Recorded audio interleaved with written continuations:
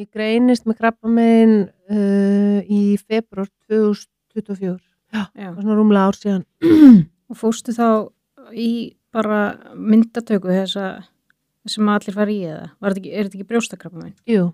Nei, sagan mín sko, þannig að ég finn hnút í brjóstunni í desember 23. Já. Og þá ég að fara í blettaskoðun, ég er með svo mikið að fæðingablettum. Það er oft svona, það hefur verið teknir fullt af fæðingablettum að mér.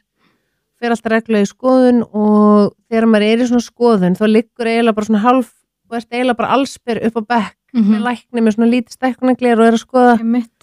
Þannig að morgun, ég man þetta svo vel, þetta er bara 19. des, ég er að fara í sturtu að því ég er að fara í svo skoðun og þá finn ég hnút í brjóstinu. Já.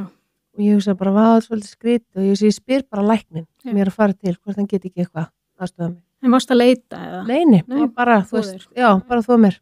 Og og hafði aldrei fundið neitt, ég fór í mína fyrstu skoðun 40 og ekkert fannst og bara allt eðlilegt og ég finn þessa kúlu og ég spyr þennan mann eftir skoðuna og hvort hann geti eitthvað aðstofa mig og hann segir bara, já, hringdu upp á heilsugæslu, fáðu skoðun, byttu myndatöku, það er ferlið, bara mæli með því. Þannig ég fyrir bara til bíl, hringi, læknir minn er ekki við, sem er kallmaður og ég var eiginlega bara svolítið fegin, þá var kona á vakt og hún sagði, heyrðu, þú getur bara komið, við getum skoðað þig.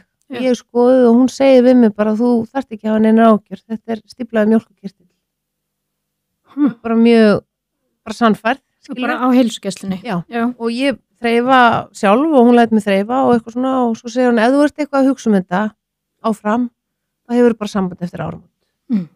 Svo bara koma jól og það koma áramót, það kemur janúar og ég er alltaf með þessa kúlu og ég sagði bara, ég er ekki alveg að tengja, þetta er eitthvað sko.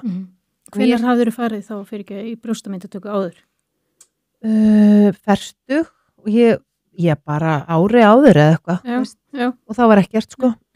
Og svo ringi ég og ég segi bara, heyrðu, ég er bara enn að hugsa þetta, Og ég þurfti alveg svolítið að væla út þessa myndatöku því að hún var bara mjög samfærð, ég var svo ung, ég reykti ekki, ég var nýbúin að finna þetta og hún svona bara, en ég bara svona svolítið, var svolítið ákveðin og fekk þessa myndatöku.